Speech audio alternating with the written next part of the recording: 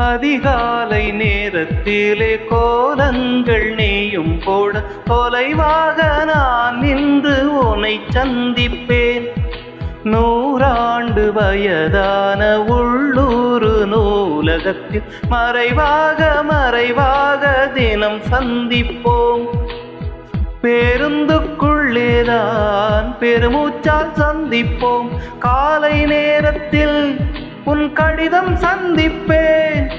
மாலை நேரத்தில் உன் மடியில் சந்திப்பேன். சாயங்காலம் சாலை ஓரம் நீயும் நானும் தேயும் நேரம் இருவரும் கூடி இமைகளை மூடி இதழால் சந்திப்போம்.